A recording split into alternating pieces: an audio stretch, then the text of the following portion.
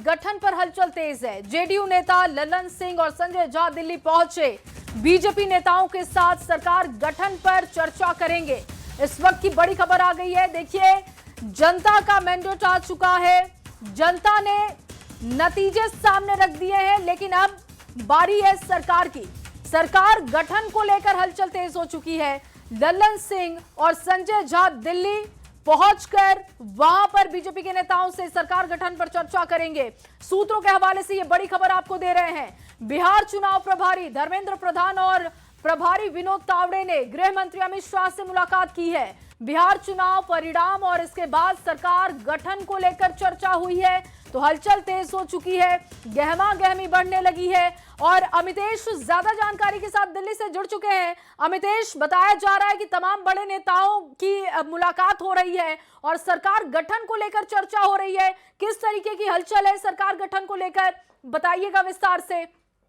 देखिए, कल जिस तरह का चुनाव परिणाम आया उसके बाद से सुबह से ही हलचल तेज हो गई है। मुख्यमंत्री आवास पटना में वहां पर भी देखने को मिला, तमाम वरिष्ठ नेता मौजूद थे, वहां पर मीटिंग हुई।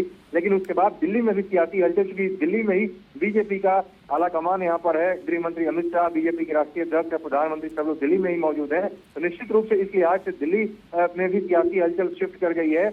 और बिहार बीजेपी के जो चुनाव प्रभारी हैं धर्मेंद्र प्रधान और बिहार बीजेपी के प्रभारी विनोद तावड़े, दोनों की आज मुलाकात हुई है गृह मंत्री अमित शाह से और सरकार गठन को लेकर के चर्चा हुई है और चुनाव परिणाम की समीक्षा भी की गई है। किस तरह से परिणाम आया, किस तरह से जीत हुई और आगे की रणनीति को लेकर के चर्चा हुई है। तो बहुत महत्वपूर्ण मुलाकात हुई है गृह मंत्री अमित शाह के साथ विनोद तावड़े और धर्मेंद्र प्रधान की। इसके अलावा जेडीयू के जो टॉप दोनों नेता हैं, जेडीयू के राष्ट्रीय कार्यकारी अध्यक्ष संजय झा और केंद्रीय मंत्री ललन सिंह, दोनों दिल्ली पहुंच गए हैं। तो निश्चित रूप से अब इस बात की उम्मीद जताई जा रही है कि बीजेपी आलाकमान है अमित शाह और बाकी जो प्रभारी हैं दोनों विनोद तावड़े धर्मेंद्र प्रधान, उनसे मुलाकात इनकी संभव है और उस मुलाकात में सरकार गठन की प्रारूप पर चर्चा होगी। किस तरह से सरकार गठन होगा, कौन कौन से मंत्री होंगे, कितने मंत्री हो सकते हैं और कब शपथ ग्रहण की तारीख हुई, तमाम बिंदुओं पर आगे चर्चा होगी। इसीलिए दिल्ली में सियासी हलचल बढ़ गई है।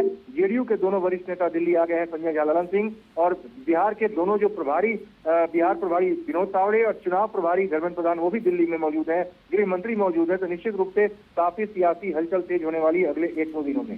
जी, बहुत शुक्रिया अमितेश तमाम जानकारी के लिए। और वहीं देखिए, लालू प्रसाद की बेटी रोहिणी आचार्य ने सोशल मीडिया एक्स पर पार्टी छोड़ने और परिवार से नाता तोड़ने का ऐलान कर दिया है। रोहिणी आचार्य ने अपने पोस्ट में खुलकर आरजेडी सांसद और तेजस्वी यादव के खास संजय यादव पर सवाल उठाए। लालू परिवार की खटपट पर विरोधी तंज कस रहे हैं। दिखाते हैं आपको इसी पर खास रिपोर्ट।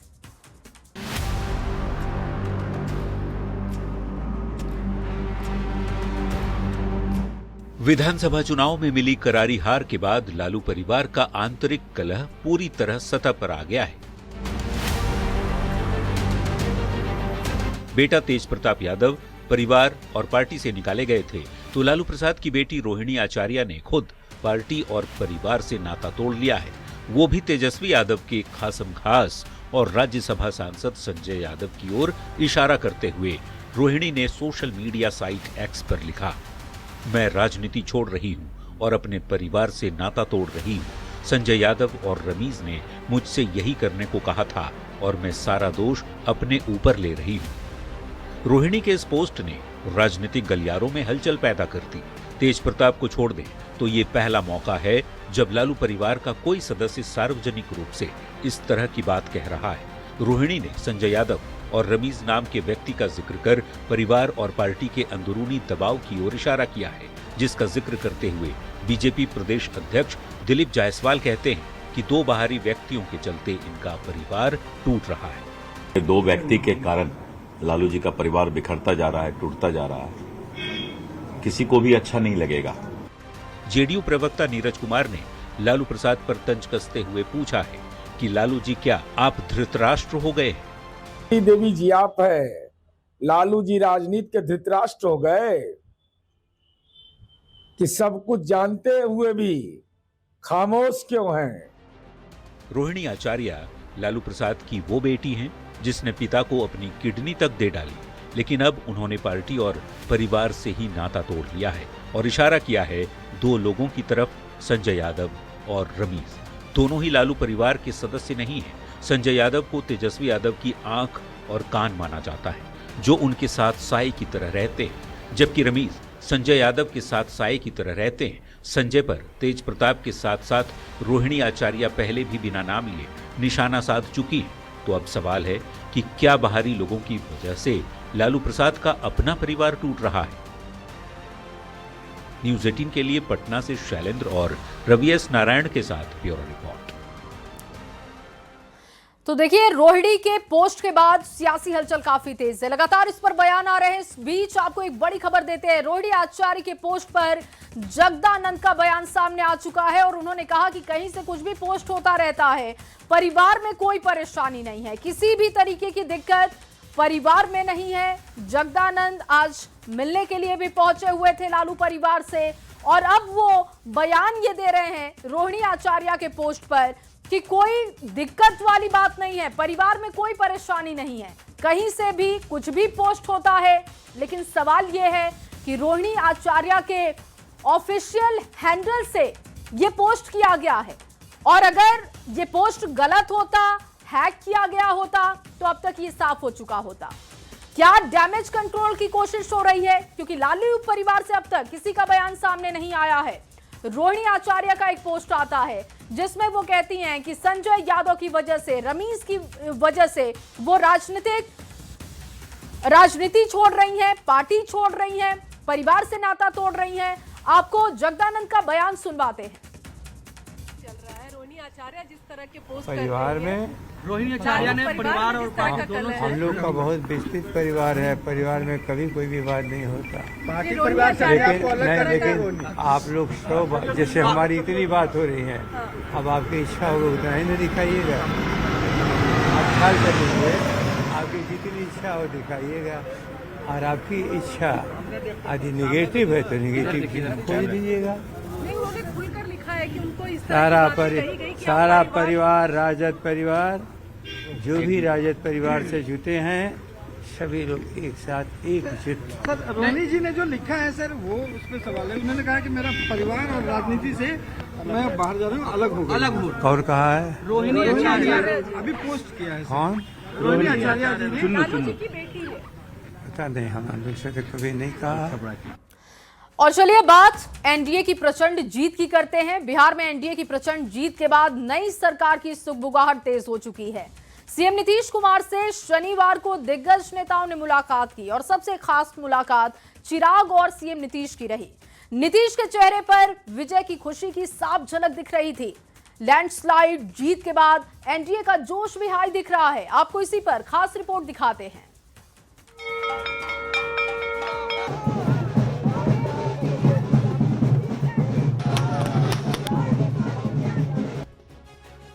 बिहार विधानसभा चुनाव में ऐतिहासिक जीत के बाद एनडीए गदगद है। रिकॉर्ड तोड़ जीत के बाद नई सरकार के गठन की सुगबुगाहट तेज हो गई है। ये तस्वीरें हैं सीएम नीतीश कुमार के आवास की, जहां मुख्यमंत्री से मिलने कई नेता पहुंचे और उन्हें जीत की बधाई दी। केंद्रीय मंत्री चिराग पासवान ने नीतीश कुमार से मुलाकात की। नीतीश ने उनका स्वागत किया और जीत की खुशी में गले लगा लिया। सीएम नीतीश के चेहरे पर ऐतिहासिक विजय की खुशी साफ झलक रही थी। जब नीतीश कुमार और चिराग पासवान की मुलाकात हुई तो खूब ठहाके भी लगे। दोनों नेताओं की मुलाकात की खूबसूरत तस्वीरें सामने आई। सीएम से जेडीयू के राष्ट्रीय कार्यकारी अध्यक्ष संजय झा, केंद्रीय मंत्री ललन सिंह, विजय चौधरी और श्याम रजक ने भी मुलाकात की। बिहार में लैंडस्लाइड जीत के बाद एनडीए का जोश हाई है। पांचों दल अपना अलग अलग जो है बैठ करके अपना नेता का चयन करेंगे और फिर एनडीए एक साथ बैठ करके और केंद्रीय नेतृत्व की उपस्थिति में जो है फिर विधायक दल के जो एनडीए के विधायक दल के नेता है उनका चयन करेगा। यही एक संवैधानिक प्रक्रिया होता है और इसके बाद जो है शपथ ग्रहण समारोह का तिथि तय किया जाएगा। मुख्यमंत्री जी से मुलाकात कर सिर्फ मुख्यमंत्री जी को बधाई देने, शुभकामनाएं देने आए। जिस तरीके से मुख्यमंत्री नीतीश कुमार जी के नेतृत्व में एनडीए गठबंधन ने एक ऐतिहासिक जीत हासिल करने का काम किया है कि मुख्यमंत्री जी ने जिस तरीके से एनडीए गठबंधन के हर एक घटक दल की भूमिका को सराहने का उन्होंने काम किया। मैं तो सबसे पहले आपके चैनल के माध्यम से पूरे बिहार वासियों को, पूरे बिहार के मतदाता मालिकों को मैं उनको उनके प्रति आभार प्रकट करता हूँ कि बिहार के लोगों ने जो है सुशासन और विकास पर मुहर लगाई है। हमारे नेता माननीय मुख्यमंत्री नीतीश कुमार जी के जो 20 वर्षों की उपलब्धि है और माननीय प्रधानमंत्री नरेंद्र मोदी जी के और दोनों नेता की करिश्माई जोड़ी पर लोगों ने भरोसा जताया। कब तक शपथ ले लिए जाएंगे? नहीं, देखिए ये तो विशेषकर जब हमारे एनडीए घटक दल के नेता बैठेंगे और उस पर निर्णय होगी। बिहार में एनडीए को प्रचंड जीत मिली है। सीएम नीतीश और पीएम मोदी की जोड़ी पर जनता ने भरोसा जताया है। प्रचंड बहुमत के बाद अब नई सरकार के गठन और शपथ ग्रहण की तैयारी शुरू हो गई है। न्यूज 18 के लिए पटना से रवि एस नारायण की रिपोर्ट। और वहीं बिहार की जीत के बाद गुजरात के सूरत में लोगों ने गमछा हिलाकर पीएम का स्वागत किया। पीएम ने कहा कि बिहार के लोगों की ताकत हम जानते हैं, हमारा उद्देश्य नेशन फर्स्ट का है। कैसे गुजरात में प्रधानमंत्री का स्वागत किया गया, दिखाते हैं आपको इस खास रिपोर्ट में। नरेंद्र मोदी, मोदी, मोदी, मोदी। और मैंने देखा है कि बिहार के लोगों को राजनीति समझानी नहीं पड़ती है।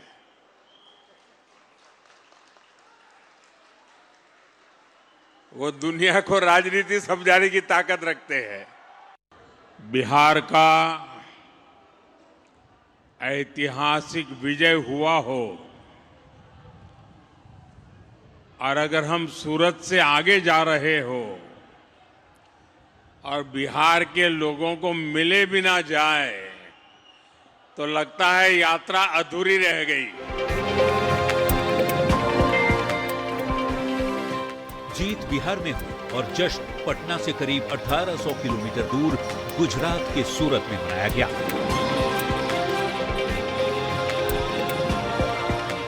बिहार का ऐतिहासिक विजय हुआ हो और अगर हम सूरत से आगे जा रहे हो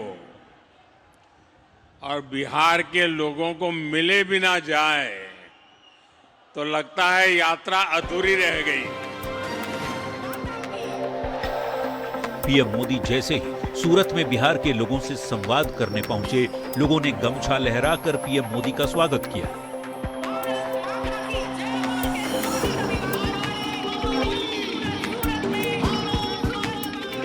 बिहार में तो उसका जश्न होना बहुत स्वाभाविक था, लेकिन बिहार के बाहर हमने गुजरात में बिहार के 100 साल आन बान शान के साथ मनाए थे। मोदी साहब का हम बहुत सारी तालियों के साथ। प्रधानमंत्री मोदी ने बिहार का बखान करते हुए कहा कि बिहार के लोगों की ताकत हम जानते हैं। पीएम ने साफ साफ कहा, हमें विकसित भारत बनाना है और हमारा उद्देश्य नेशन फर्स्ट है। सूरत की धरती से प्रधानमंत्री मोदी ने कांग्रेस और आरजेडी पर भी निशाना साधा। पीएम ने कहा, ये जब जब हारते हैं तब तब कोई न कोई बहाना बनाकर रोते जरूर हैं।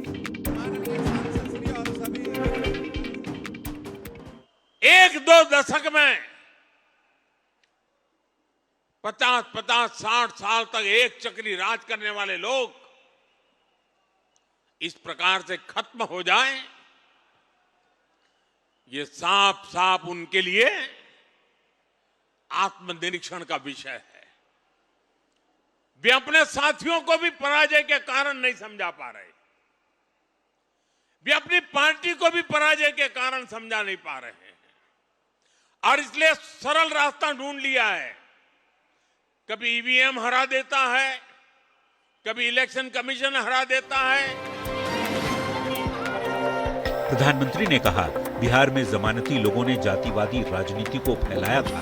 बिहार के लोगों ने जातिवादी राजनीति को नकार दिया और एनडीए का सपोर्ट किया। शुक्रवार को बिहार में एनडीए की बम्पर जीत के बाद भी प्रधानमंत्री मोदी ने दिल्ली में गमछा लहराकर लोगों का स्वागत किया। बिहार के लोगों ने गुजरात में गमछा लहराकर प्रधानमंत्री का अभिवादन किया। शायद देश के किसी और नेता में लोगों के साथ इस तरह सीधे कनेक्ट होने की कला नहीं है। Bureau report, news 18।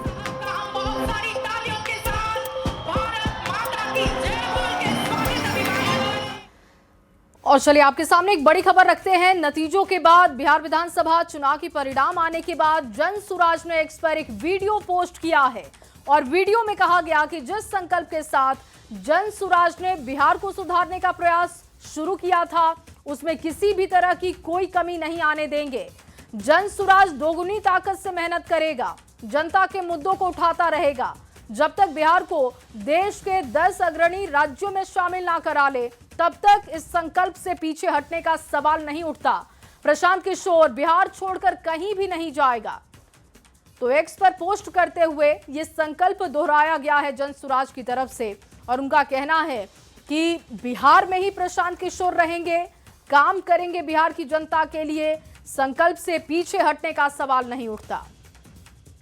और वहीं जनसुराज के प्रदेश अध्यक्ष का पोस्ट जनता का फैसला सिर झुकाकर स्वीकार है और ये जनसुराज की तरफ से उनके प्रदेश अध्यक्ष का पोस्ट आपको दिखा रहे हैं जो कह रहे हैं कि जनता का फैसला सिर झुकाकर स्वीकार है। जनबल के आगे कोई और बल काम नहीं करता। हम हारे जरूर लेकिन हमारी हिम्मत नहीं हारी है। बिहार को बदलने के लिए पूरी तरीके से संकल्पित रहेंगे और अगले 5 साल फिर से मेहनत करने को तैयार हैं। ये सफर लंबा है, एक एक कदम आगे बढ़कर पूरा करेंगे। लड़ाई अभी खत्म नहीं हुई, बस अगला दौर शुरू होने वाला है और ये अगला दौर शुरू हो चुका है। हम समीक्षा कर रहे हैं लेकिन बिहार में काम करते रहेंगे और जनता के बीच ही रहेंगे।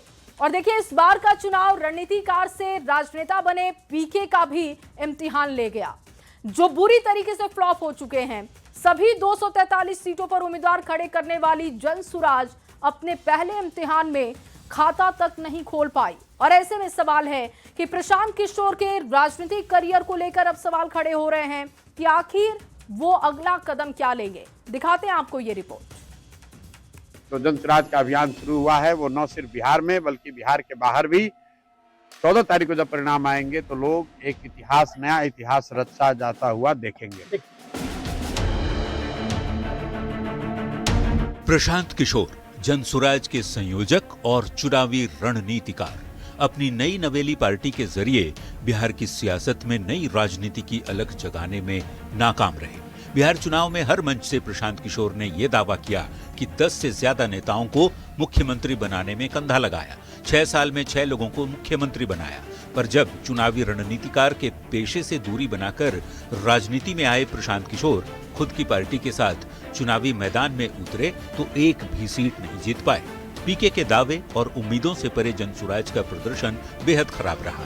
जनसुराज के सभी 238 उम्मीदवार चुनाव हार गए। पार्टी का स्ट्राइक रेट 0% रहा, यहां तक कि पीके के 98% उम्मीदवारों की जमानत जब्त हो गई। 25% प्रत्याशियों का हाल ये रहा कि उन्हें नोटा से भी कम वोट मिले। सत्ताधारी एनडीए और विपक्षी महागठबंधन के सामने खुद को विकल्प के रूप में स्थापित करने की पीके की पहली कोशिश नाकाम रही। पूरे चुनाव में प्रशांत किशोर ये गणित बिठाते रहे कि जो 28% वोट एनडीए और महागठबंधन को नहीं मिलता वो जनसुराज को मिलेगा। पर 60 से ज्यादा सीटों पर पीके को नोटा से भी कम वोट मिले। 1 करोड़ से ज्यादा सदस्यों का दावा करने वाली जनसुराज पार्टी को महज 10 लाख वोट भी नहीं मिले। प्रशांत किशोर ने अपनी पार्टी को लेकर बिहार चुनाव में अर्श या फिर फर्श पर रहने की भविष्यवाणी की थी। नतीजा सामने है। शायद किसी ने सोचा भी नहीं होगा कि बिहार की राजनीति को मूल मुद्दे पर खींचने में कामयाब रहे प्रशांत किशोर राज्य में नई राजनीति की नींव रखने में इस कदर असफल होंगे। सियासत में पीके की ताकत का अंदाजा इसी बात से लगाया जा सकता है कि 1 दशक पहले मोदी लहर में भी पीके ने नीतीश और लालू का मिलन कराकर बिहार में नीतीश की बहार ला दी थी।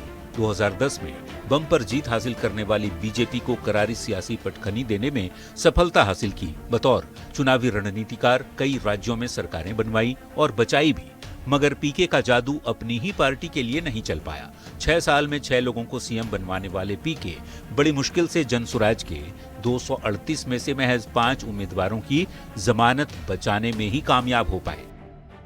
बिहार चुनाव के नतीजे बताते हैं कि लोगों ने पीके को गंभीरता से सुना लेकिन चुना नहीं। प्रशांत किशोर वोट हासिल करने का भरोसा पैदा नहीं कर पाए। चुनाव में कोई छाप छोड़ने में बुरी तरह नाकाम रहे। अब सवाल है कि नतीजे से पहले चुनाव की सबसे बड़ी सनसनी बनकर उभरे प्रशांत किशोर अब भविष्य में क्या करेंगे। देखना होगा पीके असफलता के बाद वापस चुनावी रणनीतिकार की भूमिका में लौटते हैं या फिर भविष्य के लिए संघर्ष का रास्ता अपनाते हैं। Bureau report, news 18। और वहीं मधुबनी विधानसभा सीट पर एनडीए समर्थित आरएलएम के प्रत्याशी माधव आनंद ने जीत दर्ज कर ली है। उन्होंने आरजेडी प्रत्याशी और 2 बार के विधायक समीर महासेठ को शिकस्त दी है। जीत के बाद माधव आनंद से न्यूज़ 18 बिहार के इनपुट एडिटर ब्रजमोहन सिंह ने खास बातचीत की। बातचीत में माधव आनंद ने कहा कि जनसंपर्क का फायदा हुआ, जनता ने सीएम और पीएम पर विश्वास भी दिखाया है। साथ ही उन्होंने कहा कि मधुबनी में चीनी मिल जरूर लगेगा, चाहे केंद्र की मदद से लगे या फिर राज्य सरकार की मदद से। आपको पूरी बातचीत दिखाते हैं। में कई नए चेहरे आए हैं। हालांकि हम जिस व्यक्ति की बात करने जा रहे हैं उनका चेहरा कुछ नया नहीं है, जाना पहचाना हुआ चेहरा है, लेकिन चुनावी राजनीति में पहली बार वो भी मधुबनी से, जो राजद का गढ़ रहा है, वहां से चुन के आए हैं। प्रधान राष्ट्रीय महासचिव हैं राष्ट्रीय लोक मोर्चा के, उपेंद्र कुशवाहा जी के साथी हैं, राइट हैंड है। तो ये अनुभव कैसा रहा आपका माधव आनंद जी? बहुत अच्छा अनुभव रहा। जिस रूप में लोगों का जन समर्थन मिला, आशीर्वाद मिला, और लगातार चुनाव प्रचार के दौरान मैं शुरू से यह कहता रहा कि जो एनडीए के समर्थक हैं उनका तो मैं आशीर्वाद लूंगा ही लूंगा, लेकिन जो आरजेडी और लालटेन के समर्थक हैं उनका भी मैं आशीर्वाद देके जाऊंगा, क्योंकि उनको भी विकास चाहिए और विकास का कोई जाति पाति धर्म संप्रदाय नहीं होता है। आदरणीय प्रधानमंत्री जी तो हमेशा से कहते आए हैं कि सबका साथ सबका विकास है। इसी मुद्दे को मैंने वहाँ उठाया और निश्चित रूप से जो आरजेडी के विधायक थे, जो कार्य उनको करना चाहिए था, कुछ दिन महागठबंधन की जब सरकार बनी थी तो उद्योग मंत्री भी थे, लेकिन मधुबनी में उद्योग नाम की कोई चीज नहीं है। मधुबनी शहर की स्थिति जो मैंने देखा वो भयावह स्थिति बनी हुई है। वक्त उनको मिला, 2 बार विधायक रहे, 1 बार एमएलसी रहे, उद्योग मंत्री रहे, उनके पिताजी भी लंबे अरसों तक जो है विधायक रहे, मंत्री भी रहे। तो जनता के बीच यह था कि जो उनको करना चाहिए था उन्होंने नहीं किया, सबको ठगने का काम किया, और जनता का हमको समर्थन मिला, आशीर्वाद मिला। और सबसे पहले मैं तो आदरणीय प्रधानमंत्री जी को, मुख्यमंत्री जी को और उपेंद्र कुशवाहा जी को, चिराग जी को, जीतन मांझी जी को धन्यवाद देना चाहता हूँ कि सब लोगों ने मुझ पे विश्वास व्यक्त किया, और मैं उन सब लोगों को आश्वस्त किया कि जब आप लोगों ने मुझ पे विश्वास जताया है तो निश्चित रूप से मैं आरजेडी के वहाँ आरजेडी के गढ़ को मतलब किस तरह से आपने वो किया, तोड़ा किस तरह से, कैसे संभव हुआ? देखिए, तोड़ने का जनता से कनेक्शन बहुत जरूरी था। पूरे 10 से 15 दिन, हम 15 दिन के आसपास मुझे मौका मिला और 15 दिन में लगातार जनसंपर्क में रहा। मेरी पूरी कोशिश रही कि घर घर तक मैं पहुंचूं, एक एक व्यक्ति के पास पहुंचूं, और मुझे लगता है जनता के साथ जब कनेक्ट में हो गया और अपनी बातों को मैं रख पाया और जनता मेरी बातों को समझ गई, तो मुझे पूर्ण विश्वास हो गया था कि यह सीट जो है निश्चित रूप से जो है मुझे यहाँ की जनता मुझे आशीर्वाद देने का काम करेगी। तो जल्दी गंभीरता से आपके चैनल के माध्यम से कहना चाहता हूँ कि निश्चित रूप से वहाँ चीनी मिल लगेगी। वक्त जो भी लगे, 1 साल लगे, 2 साल लगे, 3 साल लगे, नई सरकार बनेगी, और चाहे इसके लिए मुझे योजना केंद्र सरकार से लानी पड़े, बिहार सरकार से लानी पड़े, या प्राइवेट निवेश की बात हो, हम तीनों स्तर पे काम करेंगे और वहाँ जो है कल कारखाने, खासकर गन्ना चीनी मिल जैसे वहाँ लगाने का काम करेंगे। चलिए, बहुत बहुत शुक्रिया। ये तो प्रधानमंत्री जी भी बोल रहे थे कल कि भाई बिहार में इंडस्ट्री ही फोकस होगा, जो सरकार बनेगी कोशिश होगी कि सभी जिलों में बराबर एक सामूहिक दृष्टि से सब जगह कुछ न कुछ लगे, जिससे लोगों का पलायन रुके। और माधव आनंद भी वही कह रहे थे कि मधुबनी का भी फोकस वही है। लोग कह रहे थे, हमारी जब भी यात्रा उधर हुई, लोग यही कहते हैं कि यहाँ उद्योग लगे, जिससे मधुबनी का जो खोया हुआ गौरव है वो फिर से वापस हासिल किया जा सके। न्यूज़ 18 के लिए ब्रजमोहन सिंह। और देखिए, एनडीए को प्रचंड बहुमत से जीत मिलने के बाद दूसरे दिन भी जेडीयू दफ्तर में दिवाली मनाई जा रही है। ढोल नगाड़ों के साथ कार्यकर्ता जश्न में डूबे हुए दिख रहे हैं। जहां दफ्तर रंग बिरंगी लाइटों से सजी हुई है, फूल माला पहनाकर कार्यकर्ता एक दूसरे को शुभकामनाएं दे रहे हैं। तस्वीरें आपके सामने। आज दूसरा दिन है, उत्साह चरम पर दिखाई दे रहा है। एनडीए की प्रचंड जीत के बाद जश्न लगातार जारी है। कहीं दीप जले कहीं दिल, एनडीए खेमे में लगातार दिवाली मन रही है। तो महागठबंधन में सन्नाटा और खामोशी नजर आ रही है।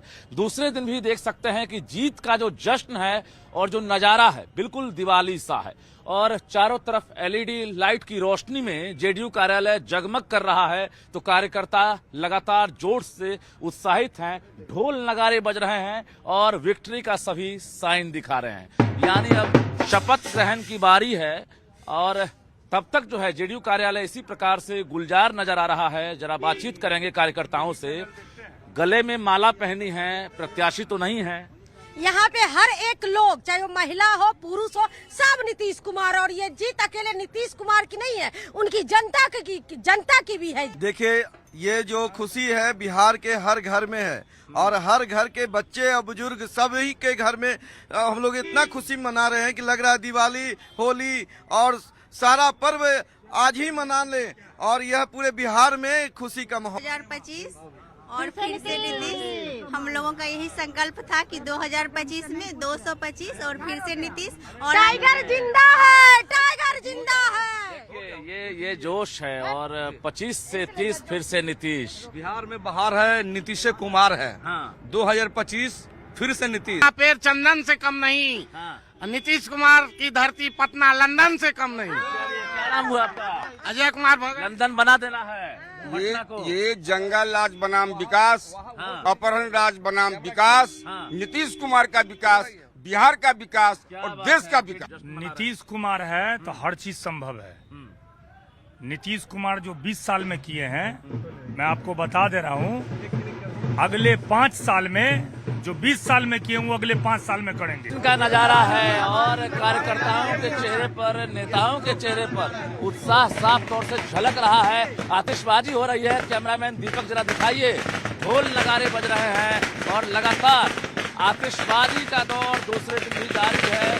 होली और दिवाली साथ साथ हर तरफ मिठाइयां बज रही है। जेडीयू कार्यालय के बाहर जो है लगातार ढोल नगारे बज रहे हैं।